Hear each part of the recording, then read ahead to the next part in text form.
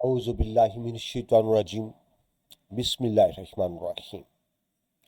عزیز طلباء السلام علیکم، میں ہوں آپ کا معاون و مددگار مشرف محمود اور آپ کو علم و ادب چینل پر خوش آمدید کہتا ہوں۔ جو اسٹوڈنٹس آپ جانتے ہیں سال اول کی نیو بک کے مطابق لیکچرز کا سلسلہ جاری ہے اور الحمدللہ ہم کتاب کمپلیٹ کر چکے، تمام نظمیں کر لیں، تمام غزلیں کر لیں اور آج ہم آخری سبق شروع کرنے لگے ہیں۔ آپ کی ٹیکسٹ بک کا سبق نمبر 12 جو ایک افسانہ ہے امر جلیل کا لکھا ہوا تاریخ کا کفن۔ تو آئیے حسب معمول پہلے ذرا تصویری شکل میں اس کو سمجھ لیں اور پھر ریڈنگ شروع کرتے ہیں۔ امر جلیل جن کا تعلق سندھ سے ہے، میرے پسندیدہ رائٹر اس لیے کہ یہ بہت کھل کر لکھتے ہیں۔ یہ وہ باتیں بھی لکھتے ہیں جو دوسرے نہیں لکھ پاتے۔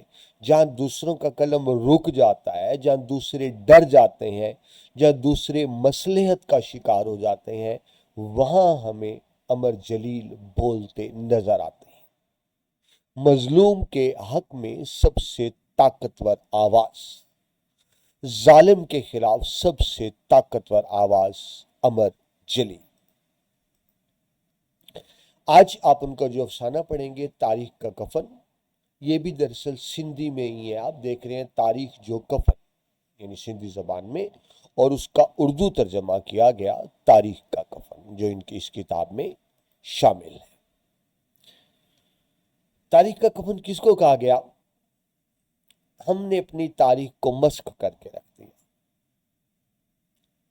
علامہ اقبال کا بہت مشہور شعر، ایک ہی صف میں کھڑے ہو گئے محمود و ایاز، نہ کوئی بندہ رہا نہ کوئی بندہ نواز، یعنی اسلام میں مساوات ہے، برابری ہے۔ محمود وقت کا بادشاہ سلطان محمود غزنوی، ایاز اس کا غلام، لیکن نماز کی صف میں دونوں برابر کھڑے ہوتے ہیں۔ یہ ہے اسلام کی مساوات۔ ہم مسلمان ہیں، الحمدللہ پاکستان اسلامی ملک ہے، لیکن کیا یہاں مساوات ہے؟ نہیں ہے۔ کیا ہمارے ہاں بھی محمود و ایاز ایک ہی صف میں کھڑے ہو کے نماز پڑھ سکتے ہیں؟ ہرگز نہیں۔ اس افسانے میں بھی ایک ایاز کا ذکر ہے جو غریب ہے، مفلوق الحال ہے، اور وہ چاہتا ہے صف اول میں محمود کے ساتھ کھڑے ہو کے نماز پڑھے۔ محمود کون؟ جو شہر کا بڑا معزز انسان ہے۔ اس کی بھی خواہش ہے کہ اسلامی اصولوں کے مطابق میں نماز پڑھوں، لیکن یہ اس کی غلط فہمی تھی۔ ہم ڈسکریمنیشن کا شکار ہیں، ہمارے ہاں امیر غریب میں بہت فرق ہے۔ یہ بات صرف تاریخ کی حد تک تو درست ہے کہ محمود ایاز ایک ہی صف میں نماز پڑھ سکتے ہیں، عملاً ایسا نہیں ہے۔ ایک شخص ہے جس کا رنگ اے آئی سے جنریٹ کروائی میں نے تصویر، عیدگاہ میں ہے، پھٹا پرانا حال ہے اور سیاہ رنگ ہے، غریب ہے، اور وہ خواہش کر رہا ہے پہلی صف میں جا کر نماز پڑھے، لیکن ایسا ہو نہیں پاتا۔ اسی کو تاریخ کا کفن کہا گیا۔ آئیے باقاعدہ افسانے کا آغاز کرتے ہیں، لیکن افسانے کا آغاز کرنے سے پہلے میں نے جس طرح آپ کو بتایا، امر جلیل وہ بتاتے ہیں کہ ہماری تاریخ کہاں ہے اور آج ہم کہاں پہ کھڑے ہیں۔ بڑی سچی سچی باتیں کرتے ہیں۔ تو ایک ذرا چھوٹا سا کلپ سنیے امر جلیل صاحب کا، تاکہ آپ کو اندازہ ہو جائے کہ ان کا پیغام کیا ہے اور ان کا اسلوب کیا ہے۔ تو آئیے سنتے ہیں امر بچوں کو جلیل تاریخ ایسی پڑھائی جا رہی ہے، مثلاً پاکستان بنا، اٹس اے ہسٹری آپ ڈسکس نہیں کر سکتے۔ یہ اسی ایک ملک ہمارے پاکستان میں ہے کہ یو کی not discuss history. Creation of Pakistan is a history, it is a history. اگر کسی کے پاس اور کوئی اوپینین ہو تو tell me. Creation of Pakistan is a history. اس ہسٹری کو کیوں نہیں ہم ڈسکس کریں؟ نہیں۔ جی، آپ نے سنا، یہ حقیقت ہے کہ ہم جو مطالعہ پاکستان پڑھاتے ہیں، ہمیں جو تاریخ پڑھائی جاتی ہے وہ اصل سے مختلف ہے۔ ہم کیوں نہیں اصل تاریخ ڈسکس کر سکتے؟ تو انہوں نے ان سوالوں کو اٹھایا ہے جس پر دوسرے سوال اٹھانے سے ڈرتے ہیں، اور آپ نے دیکھا کہ تاریخ کا کفن بھی ایک ایسا ہی افسانہ ہے۔ یہ آپ امر جلیل صاحب کی آواز میں سن رہے تھے کہ ان کا ویو کیا ہے تاریخ کے حوالے سے۔ تو اس مختصر تعارف کے بعد آئیے اب باقاعدہ ریڈنگ شروع کرتے ہیں۔ امر جلیل 1936 میں پیدا ہوئے، خاصے بزرگ ہیں، اس وقت ضعیف ہیں، اللہ ان کو لمبی عمر عطا کرے، لیکن اب بھی وہ ایکٹیو ہیں، وہ اینکر پرسن ہیں اور وہ اخبارات میں اب بھی کالم لکھتے ہیں۔ حالات زندگی کی طرف آئے، اصل نام ہے ان کا قاضی عبدالجلیل، لیکن ادبی طور پر امر جلیل کے نام سے مشہور ہوئے۔ نواب شاہ سے بی اے کیا، کراچی یونیورسٹی سے اکنامکس اور تاریخ میں ماسٹر ڈگری لی، سندھی اور انگریزی زبان میں مہارت رکھتے ہیں، افسانے، ڈرامے، مضامین، کالم سے شہرت حاصل کی، اور ذہین اتنے آپ دیکھیں کہ 10 سال کے تھے، صرف 10 سال کے، جب ان کی پہلی کتاب پبلش ہوئی، شائع ہوئی۔ فرسٹ ایئر کرکٹر رہے، بیٹر رہے، وکٹ کیپر رہے، اور اگر وہ اس طرف ادب کی طرف نہ آتے تو شاید بہت اچھے کرکٹر ہوتے۔ روزگار کی بات کریں تو ریڈیو پاکستان کراچی سے پیشہ ورانہ زندگی کا آغاز کیا، اسلام آباد میں مختلف تعلیمی اداروں میں بھی خدمات سر انجام دیتے رہے۔ ریٹائرمنٹ کے بعد مستقل طور پر کراچی شفٹ ہو گئے، اب بھی اخبار ڈان اور دی نیشن میں کالم لکھتے ہیں، اور ساتھ ہی سندھی ٹیلی ویژن میں بطور اینکر کام کرتے ہیں۔ آپ کے اسلوب تحریر کی بات کریں تو معاشرتی ناہمواریوں کی نشاندہی کرتے ہیں، یعنی ہمارے ہاں کہنے کو برابر ہے، پاکستان کے آئین میں لکھا ہوا ہے تمام شہری برابر ہیں، حقیقت میں ایسا نہیں ہے۔ معاشرتی ناہمواری ہے ہمارے ہاں، جو سرمایہ داری نظام ہے اس کی لعنت سے ہمارے ہاں ہو کیا آ رہا ہے، امیر امیر سے امیر ترین ہوتا چلا جا رہا ہے، غریب غریب سے غریب ترین ہوتا چلا جا رہا ہے۔ یہ تفاوت، فرق بہت زیادہ ہے جس کی وہ نشاندہی کرتے نظر آتے ہیں۔ ذمہ داروں، وڈیروں، جعلی پیروں پر افسانوی انداز میں تنقید کرتے ہیں۔ یہ جو وڈیرا کلچر ہے نا، ویسے تو پنجاب میں بھی ہے، باقی صوبوں میں بھی ہے، لیکن سندھ میں زیادہ ہے۔ یعنی ایک وڈیرا ہوتا ہے وہ خدا ہی بنا ہوا ہے، وہ مخلوق کو اپنی مخلوق ہی سمجھتا ہے، انسانوں کی طرح نہیں، ان کو جانوروں کی طرح ڈیل کرتا ہے، اور کوئی اس کے خلاف بول نہیں سکتا۔ یہی کام جعلی پیروں کا ہے، لیکن بڑے بڑے وڈیروں کے خلاف بولتا کوئی نہیں ہے، ڈرتے ہیں۔ ان جعلی پیر خانے جو بڑے بڑے بنے ہوئے ان کے خلاف بولتا کوئی نہیں ہے، امر جلیل بولتے ہیں۔ اس وجہ سے مجھے ذاتی طور پر بھی یہ بہت پسند ہے۔ جمہوریت کے حق میں لکھا، ہمیشہ امریت کے خلاف لکھا۔ ڈیئر اسٹوڈنٹس، اب دیکھیں امریت یعنی جب فوج کی حکومت آتی ہے تو بڑے بڑے سیاستدان آپ نے دیکھے ہوں گے، بڑے بڑے لیڈر دیکھے ہوں گے، جب فوجی حکومت آتی ہے وہ فوجیوں کے بوٹ چاٹنے پہ آ جاتے ہیں، وہ حکمرانوں کے ساتھ مل جاتے ہیں۔ لیکن جب بھی ملک میں امریت آئی، امر جلیل نے ہمیشہ اس کے خلاف آواز اٹھائی۔ امریت کے خلاف ایک مؤثر آواز ہے۔ بقول شخص، یعنی کسی نے امر جلیل کے بارے میں کہا اور بڑے خوبصورت جملے لکھے، کہتے ہیں جی امر جلیل دنیائے ادب و صحافت میں ایک ایسے کلندر ہیں کہ وہ اس گلی میں دھمال ڈالتے ہیں جہاں بڑوں بڑوں کے پسینے چھوٹ جاتے ہیں۔ وہ بلا کسی پرواہ، لالچ اور خوف کے لکھتے ہیں، سچ اور جھوٹ کی سرحد پر قلم سے مسلح اکیلے سپاہی کھڑے ہیں۔ تو بڑے شاندار کمنٹس ہیں جس سے آپ امر جلیل کی شخصیت کا اندازہ کر سکتے ہیں۔ یہ میں اس لیے بھی تفصیل سے بتا رہا ہوں کہ شاید آپ لوگوں نے ان کا پہلے نام بھی نہ سنا ہو، کچھ رائٹر تو مشہور ہوتے ہیں نا، ان کا شاید اپنے کبھی نام بھی نہ سنا ہو، تو یہ مت سمجھیے گا کچھ چھوٹے انسان ہیں، بہت بڑے انسان ہیں امر جلیل۔ تصانیف کی بات کریں تو ہم نے دیکھا کہ 10 سال میں ان کی پہلی کتاب چھپی، اب تک 20 کتابیں چھپ چکی ہیں ان کی، جن کے مختلف زبانوں میں تراجم بھی ہو چکے ہیں، اور ظاہر ہے دوسری زبان میں ترجمہ تبھی ہوتا ہے جب کتاب بہت معیاری ہو۔ اہم افسانی مجموعے ہیں ان کے، دل جی دنیا، اور سندھ میں جدن ماننا حسن، اور تاریخ کا کفن۔ سندھی زبان میں متعدد ناول اور افسانے بھی آپ کے شائع ہو چکے ہیں۔ اعزازات کی بات کریں تو پرائڈ آف پرفارمنس ایوارڈ آپ کو مل چکا، کمال فن ایوارڈ مل چکا، اس کے علاوہ متعدد عالمی اعزازات یعنی انٹرنیشنل اعزازات بھی آپ نے حاصل کیے۔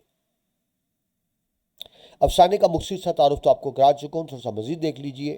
یہ کب لکھا گیا تھا؟ جب ایوب خان کا دور آمریت تھا، یعنی ایوب خان کا ماشاء اللہ تھا، تو ایوب خان کے دور آمریت کے پس منظر میں لکھا گیا افسانہ ہے، ایک علامتی اور سیاسی افسانہ۔ علامتی یعنی بظاہر ایک غریب آدمی کو دکھایا گیا، وہ پہلی صف میں نماز پڑھنا چاہتا ہے لیکن سیکورٹی کے اہلکار اس کو روک لیتے ہیں۔ تو سیکورٹی کے اہلکار کس کو کہا گیا؟ کیونکہ فوجی حکومت تھی، یعنی طاقتور حکمرانوں کو کہا گیا کہ طاقتور حکمران غریب کو جینے کا حق نہیں دیتے اور وہ اپنی مرضی کرتے ہیں۔ معاشرے کے تمام انسانوں کی برابری کی حقیقت کا پول کھولا گیا کہ صرف یہ کتابی باتیں امیر غریب برابر ہے، حقیقت میں امیر غریب برابر نہیں ہے ہمارے معاشرے میں۔ ایک شعر مجھے یاد آیا کہ غریب شہر، ہمارے ہاں تو یہ صورتحال ہے، غریب شہر بیچارہ فاقوں سے مر گیا، روٹی نہیں ملی، مر گیا بھوک سے۔ غریب شہر بیچارہ فاقوں سے مر گیا اور امیر شہر نے ہیرے سے خودکشی کر لی۔ ہیرا زہر ہوتا ہے، اس نے ہیرا کھا لیا۔ وہ امیر مرتے مرتے بھی ہیرے کا نقصان کر گیا، وہ نام، کسی غریب کی مدد نہیں کی۔ تو ہمارے یہاں امیر غریب میں اتنا فرق ہے۔ معاشرے میں جو طبقاتی تقسیم ہے اور وی آئی پی کلچر ہے، اس کی نشاندہی کی گئی بڑے خوبصورت علامتی انداز سے اس افسانے میں۔ سیکورٹی اہلکار جبر اور آمریت کی علامت کے طور پر سامنے آتے ہیں۔ ایوب خان کی آمریت تھی۔ ایاز کا محمود کی برابری کرنے کا ناقابل معافی جرم ہے۔ اس نے یہ کیوں سوچا میں محمود کی برابری کر لوں گا؟ ہمارے معاشرے میں ایسا نہیں ہوتا۔ لوگوں کی بے حسی اور خود غرضی کا بیان ہے، اور ہوتا یہ ہے کہ وہ خواہش کرتا ہے پہلی صف میں جا کے نماز پڑھنے کی، نہیں جا پاتا۔ بلکہ جو افسانے میں نہیں ہے پہلے آپ کو وہ بھی بتا دو۔ افسانے شروع یہاں سے ہوتے ہیں، آپ کی کتاب میں پورا افسانہ نہیں ہے۔ شروع یہاں سے ہوتا ہے کہ عید نماز ہے اور وہ صبح صبح پہلی صف میں جا بیٹھتا ہے خالی جگہ دیکھ کر، میں پہلی صف میں نماز پڑھوں گا، لیکن سیکورٹی اہلکار آتے ہیں، اسے پہلی صف سے ہٹا دیتے ہیں اور اس کو آخر میں جانا پڑتا ہے۔ لیکن وہ پھر کوشش کرتا ہے آگے آنے کی۔ جب وہ آگے آنے کی کوشش کرتا ہے تو لوگ سمجھتے ہیں کہ یہ شاید پہلی صف میں جا رہا ہے، یہ کوئی تخریب کار ہے، یہ کوئی چور ہے یا دشمن ملک کا ایجنٹ ہے۔ اس کو سیکورٹی اہلکار گرفتار کر لیتے ہیں۔ اس وقت جو حفاظت پہ مامور ہوتے ہیں اس کو مارتے ہیں، تشدد کرتے ہیں کہ بتاؤ تم کس کے ایجنٹ ہو، اور بیچارہ بار بار کہتا ہے میں کسی کے ایجنٹ نہیں ہوں، میں تو ایاز ہوں اور پہلی صف میں نماز پڑھنا چاہتا تھا۔ وہ یقین نہیں کرتے، اس پر اتنا تشدد کرتے ہیں کہ اس کو جان سے مار دیتے ہیں، بیچارہ مر جاتا ہے۔ جب وہ مر جاتا ہے تو وہ اہلکار کیا کرتے ہیں، اس کے اوپر ایک سفید کپڑا ڈال دیتے ہیں کیونکہ عید نماز ہونے والی ہے۔ تو اس لاش کے اوپر جو سفید کپڑا ڈالا گیا، رائٹر نے اسی کو کہا تاریخ کا کفن۔ یہ آپ کی کتاب میں پورا افسانہ شامل نہیں، میں نے اس لیے آپ کو پوری کہانی بتا دی کہ تاریخ کا کفن کیا ہے، کہ اس بیچارے کو تشدد کر کے جان سے مار دیتے ہیں اور اس پر کفن ڈال دیتے ہیں، کیونکہ وہ ایاز تھا جو محمود کے ساتھ نماز پڑھنا چاہتا تھا۔ ایک ہی صف میں کھڑے ہو گئے محمود و ایاز، نہ کوئی بندہ رہا نہ کوئی بندہ نواز۔ تو اس شعر کے مطابق وہ بھی پہلی صف میں آنا چاہتا تھا، نہیں آ سکا، اور آخر اس پہ کفن ڈال دیا گیا جو تاریخ کا کفن کہلایا۔ تو میں امید کرتا ہوں آپ کو پورا افسانہ سمجھ آ گیا ہوگا۔ ایکچولی آپ کی کتاب کے اندر پورا افسانہ شامل نہیں ہے، تو میں نے کہا آپ کو پہلے پوری کہانی سنا دوں۔ جی، اس سے تعارف کے بعد اب ہم باقاعدہ افسانے کا آغاز کرتے ہیں، تاریخ کا کفن۔ پہلے آپ کو ہر چیز بتا دی تاکہ آپ کا ذہن کلیئر ہو جائے۔ عید نماز شروع ہونے سے کچھ دیر پہلے ایک کالا کلوٹا شیدی، جس کے بال خشک، آنکھیں بنجر، بدن نحیف و نزار، اور جس نے کپڑے کے نام پر چیتھڑے پہنے ہوئے تھے، وہ نمازیوں کی آخری صف سے اٹھ کھڑا ہوا۔ وہ ادھیڑ عمر کا ایک طویل قامت شخص تھا۔ اس کے کندھے سلیب کی طرح سیدھے اور سینہ چوڑا تھا۔ ٹھیک ہے جی، کالا کلوٹا، نہایت کالا، مطلب کالا رنگ تھا، جس کو کہتے ہیں کالا سیاہ، بہت ہی کالا رنگ تھا۔ بال خشک، یعنی لگتا ہے بہت عرصے سے نہایا نہیں، شیمپو نہیں کیا، صابن نہیں کیا، خشک بال۔ ٹھیک ہے جی، آنکھیں بنجر۔ بنجر کیا ہوتا ہے؟ یعنی جس کو ہوتے ہیں سونی آنکھیں، اجڑی آنکھیں، جن کے اندر کوئی خواب نہ ہو، کوئی امید نہ ہو۔ بدن نحیف و نزار۔ نحیف و نزار کیا ہوتا ہے؟ بہت کمزور، لاغر، بیمار۔ کپڑوں کے نام پر چیتھڑے، چیتھڑے پھٹے پرانے کپڑے، یعنی عید کو تو لوگ نئے سوٹ پہنتے ہیں نا، اس کے پاس نیا تو کیا پرانا سوٹ بھی ثابت نہیں تھا، جگہ جگہ سے کپڑے اس کے پھٹے ہوئے تھے، یعنی انتہائی غریب تھا۔ ادھیڑ عمر کہتے ہیں بڑھاپے کی عمر، یعنی جب جوانی کی عمر گزر جاتی ہے تو 45-50 سے اوپر اس کو ادھیڑ عمر کہیں گے۔ طویل قامت، بڑا لمبا اس کا قد تھا، کندھے سلیب کی طرح، یعنی جو کندھے ہوتے ہیں نا جھکے ہوتے ہیں، لیکن اس کے کندھے بالکل سٹریٹ تھے۔ سلیب آپ نے دیکھی ہوگی کرسچن بناتے ہیں نا، جس طرح ٹی کا نشان ہوتا ہے، اوپر سیدھا نیچے یوں لگے، تو اس کے کندھے بالکل فلیٹ اور اس طرح سے سیدھے تھے، یوں سمجھ، ٹھیک ہے، اس کو کہیں گے سلیب کی طرح سیدھے۔ کہ جی افسانہ تو یہاں سے شروع آپ کی کتاب میں کہ آخری لائن میں تھا، لیکن اس طرح میں نے آپ کو شروع میں بتایا کہ مکمل افسانے میں اس طرح ہے کہ وہ صبح صبح پہلی لائن میں آ کر بیٹھ گیا تھا، لیکن اس کو پہلی لائن سے ہٹا دیا گیا، اینڈ پہ بھیج دیا گیا، تو وہ آخری لائن میں بیٹھا ہے لیکن پھر کوشش کر رہا ہے آگے آنے کی۔ ٹھیک ہے جی، تو آپ نے کیا پڑھا؟ وہ نمازیوں کی آخری صف سے اٹھ کھڑا ہوا، اٹھ کے آگے دیکھ رہا ہے کہ میں کس طرح سے جا سکتا ہوں۔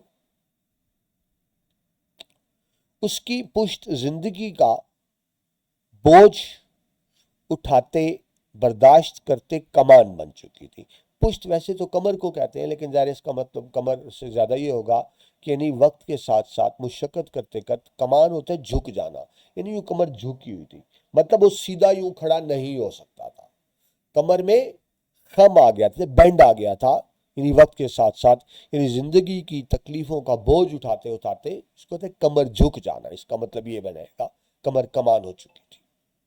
اس نے لمبی سینس کھینچ کر ایک اڑتی نگاہ عیدگاہ، اڑتی نگاہ سرسری نگاہ، جس طرح دور تک دیکھنا، یعنی ایک ویو لے رہا ہے، بیٹھا آخری صف میں ہے، لیکن پھر اس کی خواہش ہے دوبارہ پہلی صف میں جائے، صبح تو اٹھا دیا سیکورٹی اہلکار نے، تو وہ ایک دیکھ رہا ہے کہ آگے کس طرح سے ہو۔ اب آپ جانتے ہیں نماز میں اگر ایک بندہ کھڑا ہو جائے تو ہوتا کیا ہے، جو باقی پیچھے بیٹھے ہوتے ہیں ان کو آگے نظر نہیں آتا، تو وہ یہی کہیں گے بھائی بیٹھ جاؤ یا سائڈ پہ ہو جاؤ۔ پوری عیدگاہ کراچی کے، یعنی کراچی عیدگاہ کا منظر ہے، کیونکہ عمر جلیل کا تعلق کراچی سے ہے تو کراچی کا منظر بتا رہے ہیں۔ بھانت بھانت کے لوگوں سے اٹی پڑی تھی، بھانت بھانت، طرح طرح کے، ہر طرح کے لوگ، قطاریں شمار سے باہر، یعنی بے شمار قطاریں، مطلب بہت زیادہ، ظاہر ہے کراچی پاکستان کا سب سے بڑا شہر ہے تو مرکزی عیدگاہ میں رش بھی اتنا ہی زیادہ ہوتا ہے۔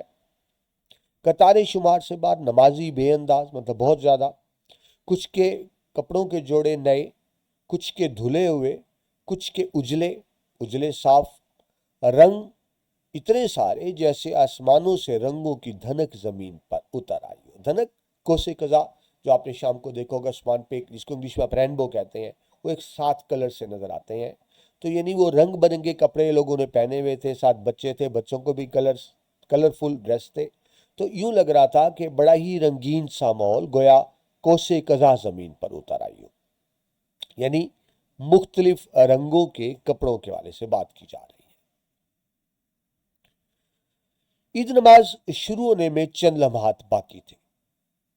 مولوی صاحب بےحد عقیدت اور بڑے جوش و خروش سے اسلامی تاریخ کے اوراق پلٹ رہے تھے۔ آپ جانتے ہیں عید نماز میں پہلے خطبہ پہلے ہوتا ہے، نماز بعد میں ہوتی ہے، ٹھیک ہے جی، تو وہی بات بتائی جا رہی ہے کہ بےحد عقیدت و جوش و خروش سے پہلے یہ تقریر کی جا رہی ہے، سوری غلط کہہ گیا، دیکھیں عام جمعے میں آپ خطبہ پہلے ہوتا ہے، نماز بعد میں ہوتی ہے، ٹھیک ہے جی، لیکن عید نماز میں پہلے تقریر ہوتی ہے اور اس کے بعد خطبہ ہوتا ہے۔ مولوی صاحب بےحد عقیدت سے اسلامی تاریخ کے اوراق پلٹ رہے تھے، یعنی اسلامی تاریخ بتا رہے تھے، اور بات وہی ہم نے جو کتابوں میں باتیں پڑھی ہیں اس کا حقیقت سے تعلق کم ہے، یا کم از کم آج کے زمانے میں اس طرح سے نہیں ہے۔ وہ کبھی باہیں اوپر اٹھا کر جو انداز ہوتا ہے وہ یوں کر کے، بازو اوپر کر کے، کبھی نیچے کر کے، آواز کے زیر و بم کے ساتھ، آواز کا زیر و بم یعنی آواز کبھی لاؤڈ کر لی، کبھی سلو کر لی، آواز کبھی اونچی کبھی نیچی، اس کو زیر و بم کہیں گے۔ کبھی سیدھے سباؤ آہستگی سے، نرمی سے، کبھی سر میں بولتے ہوئے، آپ کو پتہ ہے اس سر میں بھی بولتے ہیں، لوگوں کے جذبہ ایمانی کو بیدار کرنے کی کوشش کر رہے تھے، یعنی اسلامی تاریخ بتا کر۔ اب دیکھیے ڈیئر اسٹوڈنٹس، اسلام تو سچا دین ہے، یقیناً سچا ہے، لیکن اگر کہا جائے اسلام میں سب برابر ہیں، امیر غریب برابر ہیں، تو کیا ہمارے معاشرے میں واقعی امیر غریب برابر ہے؟ ہمارے معاشرے میں ایسا نہیں ہے۔ زیرو بم نشیب و فراز جو آپ کو بتائے، لوگ مؤدب بیٹھے ہوئے تھے، مؤدب ادب سے دوزانوں، اور دوران واز کبھی کبھار اونگ بھی لیتے تھے۔ اونگنا وہ جو بیٹھے بیٹھے نیند آتی ہے، یوں بیٹھے بیٹھے ایک دم نیند آتی ہے پھر جاگ ہو جاتی ہے، یوں وہ نیند کی جھپکی لینا، اس کو اونگ کہتے ہیں، نیند کی جھپکی کو۔ ان کی نگاہیں اپنے مسلوں کے آگے رکھے جوتوں پر تھی۔ مسلح جو صف بچھی ہوتی ہے، چٹائیاں جس پہ بیٹھا جاتا ہے، جوتوں پہ نگاہ تھی، کوئی جوتے نہ لے جائے۔ وہ مجھے ایک وہ جوک یاد آ رہا ہے، وہ کسی نے جوتے آگے رکھ کے نماز پڑھی نا، ہمارے ہاں تو اسلام اس طرح ہے نا، تو مولوی صاحب نے کہا اگر جوتے سامنے رکھے جائیں تو نماز نہیں ہوتی۔ آگے بندے نے جواب دیا کہ اگر جوتے پیچھے رکھے جائیں پھر جوتے نہیں ہوتے۔ اب یہ حال ہے ہمارے اسلام کا۔ تو سب کی جوتوں پہ نگاہ ہے کہ چوری نہ ہو جائے۔ کچھ جوتے نئے، کچھ پرانے اور پھٹے ہوئے تھے، بوٹوں، سلیپروں، سینڈلوں اور چپلوں کے تلووں سے ملے ہوئے تھے، یعنی جوتوں کو نہیں کھڑا کر کے تلوے ملائے ہوئے تھے، اور جائے سجدہ سے انچ بھر دور رکھے ہوئے تھے، یعنی جہاں آپ نے آگے رکھے ہیں نا، جہاں آپ نے سجدہ کرنا ہے تو جہاں آپ کا ماتھا لگے گا صرف 1 انچ آگے جوتے پڑے ہوئے۔ اور اتنا پاس رکھنا کا مقصد کیا تھا؟ وہی بات کہ چوری نہ ہو۔ جو نمازی اپنے ساتھ بچے سنورے بچے لے کر آئے، سجے سنورے بچے لے کر آئے تھے، ان کی ایک آنکھ جوتوں میں تو ایک بچوں میں گڑی تھی۔ کبھی بچوں کو دیکھ رہے ہیں، کبھی جوتوں کو دیکھ رہے ہیں۔ بچوں کا بھی خطرہ ہے مس پلیس ہونے کا، جوتوں کو بھی خطرہ ہے مس پلیس ہونے کا۔ صحت مند مولوی صاحب صحت مند آواز میں واز کر رہے تھے۔ مولوی صاحب بڑے ہیلتھی تھے، تو مطلب آواز بھی اتنی ہی گرجدار تھی، اور لوگوں کو اللہ تعالیٰ کے رحم و کرم کی بجائے اللہ تعالیٰ کے قہر اور عذاب کی باتیں بتا بتا کر ڈرا رہے تھے۔ یوں لگ رہا تھا کہ جوش امانی میں وہ لاؤڈ سپیکر پھاڑ ڈالیں گے۔ دیکھیے، اللہ تعالیٰ جبار بھی ہے، غفار بھی ہے، قہار بھی ہے۔ اللہ معاف کرنے والا بھی ہے، قہر نازل کرنے والا بھی ہے۔ اللہ کا اختیار، جس کو چاہے معاف کر دے، جس کو چاہے عذاب دے۔ لیکن قرآن ہی میں اللہ فرماتے ہیں کہ اس کا غفار ہونا، یعنی معاف، غفور الرحیم ہونا، اس کے قہار ہونے پہ حاوی ہے۔ یعنی جو اللہ کی صرف ڈومینیٹ کر رہی ہے، حاوی کر رہی ہے، وہ کیا ہے؟ اللہ کا غفار ہونا۔ تو وہ مولوی صاحب یہ نہیں بتا رہے کہ اللہ غفور الرحیم ہے، بلکہ اللہ قہار ہے، یہ کہہ کے ڈرا رہے ہیں۔ اب اس کا مطلب اسلام سے ڈرا رہے ہیں ہی مطلب ہوا نا، یعنی بجائے یہ کہنے کہ اللہ تعالیٰ تو بہت رحم فرمانے والا ہے، اللہ تعالیٰ سے سچے دل سے توبہ کر لی جائے تو اللہ تعالیٰ بڑے سے بڑا گناہ معاف کر سکتے ہیں، اور انشاءاللہ کریں گے۔ تو وہ یہ بات نہیں بتا رہے، وہ یہ بتا رہے ہیں اللہ قہر نازل کرنے والا ہے۔ مجھے ڈیئر اسٹوڈنٹس اپنا بچپن کا ایک واقعہ یاد آ رہا ہے۔ جب میں بہت چھوٹا بچہ تھا تو مجھے کہیں سے ایک کتاب مل گئی، بڑی مشہور اس وقت کتاب ہوتی تھی، آپ نے شاید نام سنا ہو، موت کا منظر، ماں مرنے کے بعد کیا ہوگا۔ میں چھوٹا بچہ تھا، میں نے پڑھنی شروع کر دی۔ وہ چند صفحے پڑھے تو مجھے تو رات کو بڑے ڈرونے خواب آتے۔ تو میری والدہ صاحبہ نے دیکھا کہ کیوں ڈر جاتا ہے رات کو، تو آخر ان کو پتہ لگ گیا کہ میں وہ کتاب پڑھ رہا ہوں، موت کا منظر۔ انہوں نے بہت ڈرایا ہے اس کتاب میں۔ یعنی ہم اس چیز کو کم بتاتے ہیں اللہ غفور الرحیم ہے، یہ چیز زیادہ بتائی جاتی ہے اللہ قہار ہے، تو بجائے لوگوں کو اسلام کی طرف متوجہ کرنے کے ڈرایا زیادہ جاتا ہے۔ یہی بات ہو رہی ہے۔ ابے بیٹھ جا، کنگال قسم کے ایک دبلے پتلے شخص نے شیدی کا بازو پکڑتے ہوئے کہا، کھڑے کیوں؟ وہ بندریا بھاگ گئی ہے کیا؟ اب واپس افسانے کی طرف آتے ہیں۔ افسانہ کیا تھا؟ میں نے آپ کو بتایا کہ آخری صفوں میں کھڑا ہو گیا، اب قد بھی لمبا تھا، تو پیچھے سے کسی نے کہا، اور وہ جس نے کہا وہ کنگال قسم کا، کنگال کہتے ہیں تباہ حال، وہ بیچارہ خود بڑا دبلا پتلا سا کمزور سا بندہ تھا، اور اس سے شیدی، یعنی جس کی ہم بات کریں کالا کلوٹا بندہ، شیدی کا بازو پکڑے کھڑے کہ وہ بندریا بھاگ گئی ہے۔ بندریا بھاگے نہیں، کس کو ڈھونڈ رہے ہو؟ مذاق کی، اس نے طنز کیا کہ یوں جو ادھر ادھر دیکھ رہے ہو، کیا بندریا بھاگ گئی ہے؟ تمہاری تسلی سے بیٹھ جاؤ۔ شیدی نے اسے کوئی جواب نہ دیا۔ وہ جھٹکا دے کر، بازو چھڑا کر پچھلی صف سے نکل کر اگلی صف میں کھڑا ہو گیا۔ کون؟ شیدی۔ جب یعنی اس نے روکا تو بجائے اس کے شیدی سے بحث کرتا، شیدی اگلی صف میں آ گیا۔ اب نیکسٹ صف میں آیا تو کیا ہو رہا ہے؟ ابے دور کر، یہ تو اپنے توے جیسے پاؤں۔ شیدی کو کونی مارتے ہوئے ایک चिड़िया जितने नौजवान ने कहा, यानी बिल्कुल दुबला पतला था। आदमी हो कि तारकोल, तारकोल जिस सड़कों पे इसको ब्लूक कहते हैं, वो काला सियाल मादा जो बिछाया जाता है, यानी उस बेचारे का रंग इतना काला था, उन्होंने कहा आदमी हो कि तारकोल। ठीक है जी। तो साथ उसका क्या कहते रहे, तो पाँव भी बड़े काले हैं तवे जैसे। तो मतलब उसने भी उसको इंसल्टिंग लहजे में कहा जिस सफ में जाके खड़ा हुआ। शिजी ने उसको भी कोई जवाब ना दिया, शिजी ने उसे कोई जवाब ना दिया और ना ही गर्दन मोड़कर उसकी तरफ देखा। वो उस कतार से निकलकर अगली कतार में खड़ा हो गया। अभी नहीं हो ये रहा है, वो जिस कतार में जा रहा है लोग उस पर बातें करें, उसको हटाते हैं। तो वो बहस करने की बजाय, जवाब देने की बजाय, आप यूं समझें, लोगों की बातों का नोटिस ले ही नहीं रहा, उनकी बातों को कंसीडर ही नहीं कर रहा। उस बस वो यही प्लान कर रहा है कि मैं किस तरह पहली सब तक पहुंचूं। तो वो जिसे कहते हैं ना, वो जो मर्जी कहते हैं, वो किसी की परवाह नहीं कर रहा। शिजी ने उसे कोई जवाब ना दिया, ना ही गर्दन मोड़कर उसकी तरफ देखा। वो उस कतार से निकलकर अगली कतार में खड़ा हो गया। ओहो, बड़े अहमक हो तुम भी, उजले सफेद कपड़ों वाले एक शख्स ने गुस्से से शिजी की तरफ देखते हुए कहा। शर्म नहीं आई मेरे कोरे पजामे के पाइचे पर पाँव रखते हुए? उसने कोरा यानी बिल्कुल नया पजामा पहना हुआ है और कहीं शिदी का पाँव आ गया उसके उसके पांचे पर, ये जो शलवार का होता है। तो वो भी कह रहा है बड़े अहमक आदमी हो। असल बात यह है कि वो बेचारा गरीब है, फटे पुराने कपड़े पहने हुए हैं। वो हर शख्स को ना वो बेइज्जत करने में बड़ा होशियार नजर आ रहा है। शिदी की उदास आंखों में पूरी तरह रोशनी भर आई थी, यानी वो आगे देख रहा था। अब पूरी तरह रोशनी का क्या मतलब, यानी उसको शीदे को कोई उम्मीद लगी कि मैं पहली सफ तक पहुंच सकता हूँ, यानी कोई उसको ट्रैक भरल नजर आया जिसको कहा रोशनी भर आई। उसने बिखरे हुए शख्स के जुमलों को सुना अनसुना कर दिया, इग्नोर कर दिया, नजरअंदाज कर दिया। वो कदम बढ़ाकर अगली कतार में जा खड़ा हुआ। खबरदार, फरिश्तों जैसे शख्स ने शीदी की टांग की चुटकी काटते हुए कहा। ला हौल वाला कुव्वता, मेरा दुबई का मुसल्ला मैला कर दिया। आदमी हो कि इब्ने इबलीस? कह कौन रहा है जिसकी शक्ल फरिश्तों जैसी, बड़ा नेक बारोब शक्ल है। और उस बेचारे का कसूर क्या है? वो उसने उसके मुसल्ले पर पाओ, यानी वो बड़ा अमीर आदमी है और वो साथ दुबई का मुसल्ला कह रहे, दुबई से लेकर आया है। तो बाज लोग ऐसे करते हैं, मस्जिद की सफ की बजाय घर से जा नमाज अपनी मुसल्ला ले आते हैं, तो घर से लाया होगा। तो उसका कसूर शीदी का ये है कि उसका पाँव आ गया मुसल्ले पे, एक ऐसे शख्स का पाँव आ गया जिसका रंग काला है, जो गरीब है। तो कहता है तुम्हारे पाँव रखने से ही मेरा मुसल्ला मैला हो गया, और उसको इब्ने इबलीस यानी शैतान का बेटा कह रहा है, और साथ लाहौल वाला भी कह रहा है। अब देखिए, लाहौल वाला कुव्वता इल्ला बिल्ला का असल मतलब तो ये होता है, मैंने लिख दिया, नहीं है ताकत व कुव्वत मगर अल्लाह की तौफीक से। मतलब जो होता है अल्लाह की तरफ से होता है, इसका लफ्जी तर्जमा तो ये है।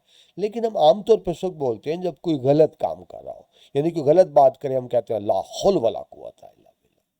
ठीक है, यानी अमूमन गलत काम पर बोले जाने वाले अल्फाज हैं। तो उस अमीर आदमी के नज़दीक पे बहुत बड़ी गलती थी कि उसके दुबई के मुसल्ले पे उसका पाँव आ गया था।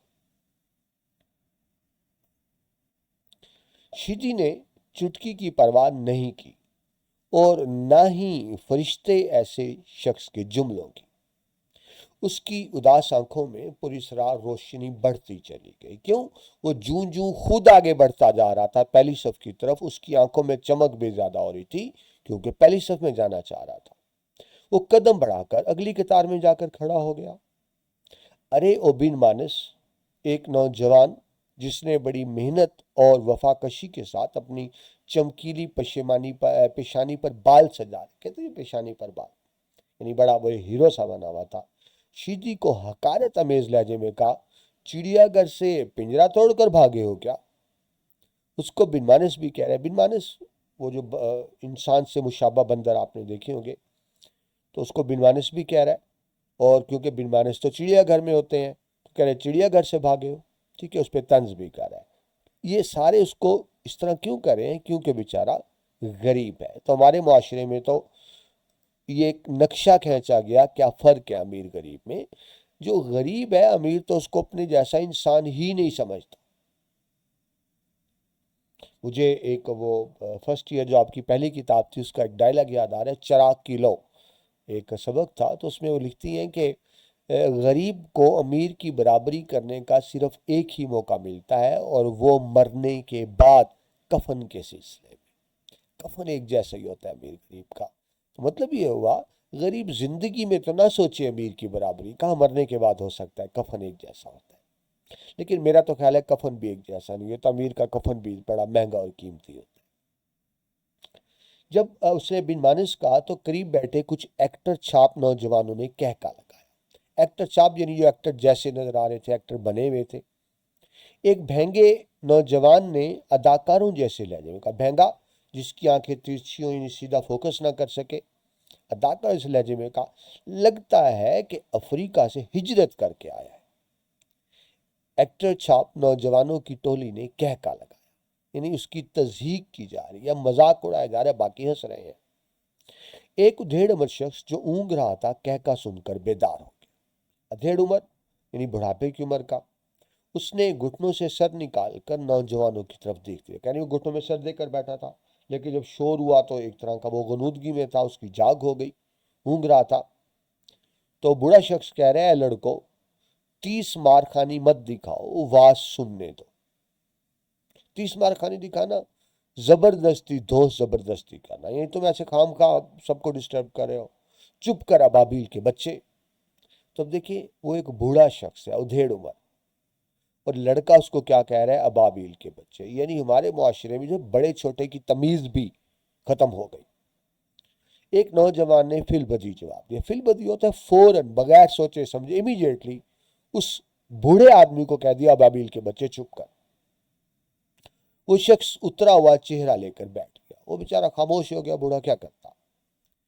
لیکن اسی دوران شیدی وہ قطار چھوڑ کر اگلی قطار میں جا کر، ان لوگ باتیں کر رہے ہیں، اس پہ طنز کر رہے ہیں، اس کا مذاق اڑا رہے ہیں، اس کی توہین کر رہے ہیں، گالی گلوچ کر رہے ہیں، لیکن وہ کسی کی بات سنے بغیر، کسی کی بات کا نوٹس لیے بغیر آگے سے آگے بڑھتا چلا جا رہا ہے۔ ارے ادھر آگے کہاں آ رہے ہو؟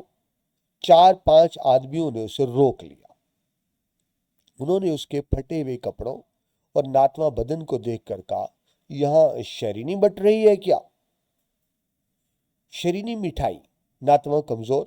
شیدی نے کوئی جواب نہ دیا، اس کی آنکھیں اگلی قطار پر گڑی ہوئی تھی۔ یعنی شیدی کو بس یہی ہے کہ میں اگلی لائن میں کیسے پہنچوں، آگے کیسے پہنچوں، آگے کیسے پہنچوں۔ اس کے علاوہ وہ کسی چیز کی طرف اس کی پرواہ نہیں ہے، مطلب وہ دوسروں کی باتوں کا نوٹس لے ہی نہیں رہا۔ پیچھے جاؤ، اے توے کے بھائی پیچھے جاؤ۔ اس بیچارے کا رنگ بھی کالا ہے نا اسے۔ اچھا کسی امیر کا رنگ کالا تو کوئی اسے توے کا بھائی نہیں کہے گا، کوئی اسے بن مانس نہیں کہے گا، کوئی اسے افریقہ سے بھاگا ہوا نہیں کہے گا، بے شک کالا ہو کیونکہ وہ امیر ہے۔ یہاں مسئلہ اس کا کالا ہونا نہیں ہے، یہاں مسئلہ اس کا غریب ہونا ہے۔ پیچھے جاؤ اے توے کے بھائی، پیچھے جاؤ، دور ہٹو، بھاگ جاؤ، خبردار جو آگے ہے۔ یعنی یہ مختلف لوگ ہیں جو اس کو دیکھ کر کمنٹ کر رہے ہیں۔ شیدی نے انہیں جواب نہیں دیا اور نہ ہی گردن موڑ کر ان کی طرف دیکھا۔ یعنی شیدی کے نزدیک ان کی کوئی اہمیت ہی نہیں ہے۔ اور اسرار روشنی واضح طور پر اس کی آنکھوں میں چمک رہی تھی۔ وہ آگے بڑھ گیا، یعنی اگلی صف، اس سے اگلی صف، آگے سے آگے موو کر رہا ہے۔ وہ قدم اٹھاتا، چھلانگے مارتا، نمازیوں کی 2-4 قطاریں پھلانگ گیا، یعنی موو کر گیا آگے کو۔ اب جب ایک دم اس نے 2-4 قطاریں پھلانگی تو کیا ہوا، لوگوں میں کھلبلی مچ گئی۔ کھلبلی مچنا، افراتفری ہونا کہ ایک شخص ہے جو غریب ہے، پھٹے پرانے کپڑے پہنے ہوئے، یہ تیزی سے آگے کو کیوں بڑھ رہا ہے؟ یعنی لوگ کنفیوز ہو گئے، اس کو مشکوک سمجھنے لگے۔ لوگوں میں کھلبلی مچ گئی، جو اونگ رہے تھے وہ بیدار ہو کر بیٹھ گئے۔ اونگنا، اپنے نیند کی جھپکی لینا، وہ بھی ایکٹیو ہو گئے۔ جب آپ کو پتہ ہے شور شرابہ ہوتا ہے تو سب ایکٹیو ہو کر بیٹھ جاتے ہیں۔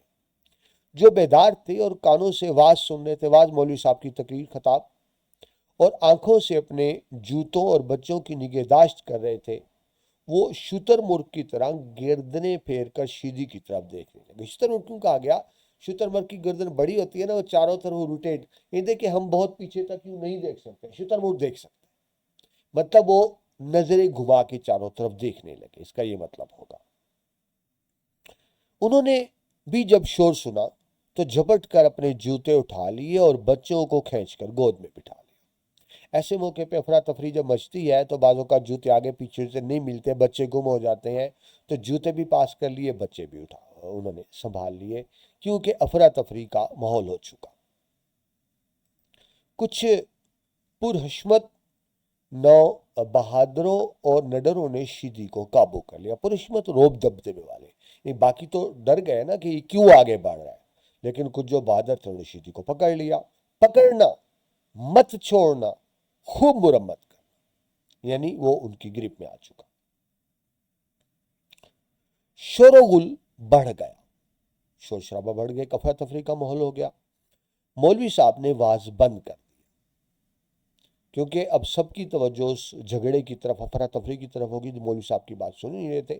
تو مولوی صاحب نے واز جو تقریر کرتے ہیں بند کر دیا، اور ممبر کے سب سے اونچے زینے پر چڑھ کر تماشا دیکھنے لگے۔ ممبر ہوتے ہیں، سٹیپس ہوتے ہیں 1 2 3، تو وہ سب سے اوپرے سٹیپ پہ جا کے مولوی صاحب بھی دیکھنے لگے بند کیا رہا ہے۔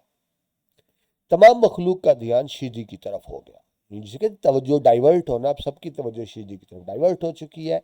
کئی انواع کے لوگ، کئی اقسام کے لہجے، بھانت بھانت کی بولیاں، بھانت بھانت کی مختلف طرح کی، لیکن مفہوم سب کا ایک جیسا، اس کو پکڑ لیا ہے۔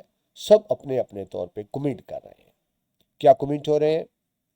چور ہے، یعنی مختلف لوگ کمنٹ کریں۔ ایک نے کیا کہا؟ چور ہے، اور کوئی کہہ رہا ہے چور نہیں ہے، جیب کترا ہے۔